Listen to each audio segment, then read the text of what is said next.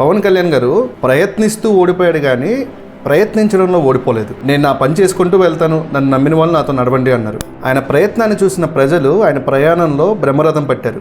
ఎవరూ ఊహించిన విజయం తనను వరించింది. అందరికీ పదవి అలంకారం అయితే ఈయన పదవికి అలంకారం తెచ్చేలా పనిచేస్తున్నాడు. అందరికీ శాఖలు వన్నె తెస్తే ఈయన ఆ శాఖలకే వన్నె తెచ్చేలా పనిచేస్తున్నాడు. ఈ శాఖలో కూడా ఇంత చేయొచ్చా అనే విధంగా ఒక పంచాయతీరాజ్ శాఖలో కానీ పర్యావరణ శాఖలో కానీ ఆయన తన మార్కును చూపిస్తున్నాడు. స్వతంత్రం వచ్చిన 77 ఏళ్లకు కూడా కరెంట్ అంటే ఏంటో తెలియని వారి జీవితాల్లోకి వెలుగును తెచ్చాడు, రోడ్లను తెచ్చాడు, వాళ్ళ మొహం మీద చిరునవ్వును తెచ్చాడు.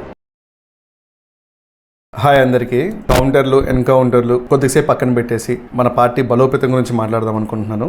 బిఫోర్ దట్ పవన్ కళ్యాణ్ గారి ప్రయాణం నుంచి మనందరం నేర్చుకోవాల్సిన లైఫ్ లెసన్, జీవిత పాఠం గురించి మాట్లాడుకుందాం. పవన్ కళ్యాణ్ గారు ప్రయత్నిస్తూ ఓడిపోయాడు కానీ ప్రయత్నించడంలో ఓడిపోలేదు. నేను నా పని చేసుకుంటూ వెళ్తాను, నన్ను నమ్మిన వాళ్ళు నాతో నడవండి అన్నారు. ఆయన ప్రయత్నాన్ని చూసిన ప్రజలు ఆయన ప్రయాణంలో బ్రహ్మరథం పట్టారు.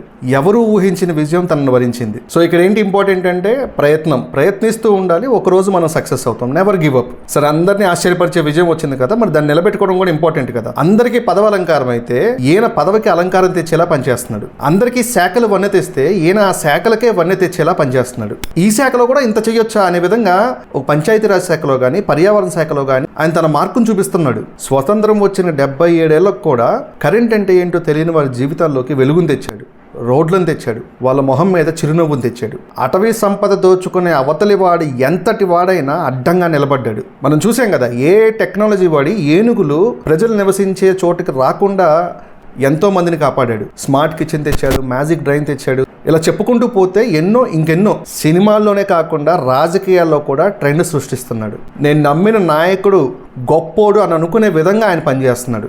అధికారం వచ్చాకే మేము సాయం చేస్తామనే నాయకులు ఉన్న ఈ రోజుల్లో అధికారం వచ్చాక కూడా తన జేబులో నుంచి సొంత డబ్బులు తీసి సేవా కార్యక్రమాలకి, దాన ధర్మాలకు ఉపయోగిస్తూ ఉన్నాడు. చూసాం కదా, ఆయన జీతం కూడా ఆయన నియోజకవర్గంలో ఉన్న అనాథ పిల్లల బాగోగుల కోసం ₹1 కూడా ఉంచుకోకుండా వారికే ఖర్చు పెడుతున్నాడు. అందుకే ఆయన అభిమాని అని చెప్పుకుంటే సరిపోదు, ఆయన ఫాలోవర్ని అని చెప్పుకుంటే సరిపోవడం లేదు.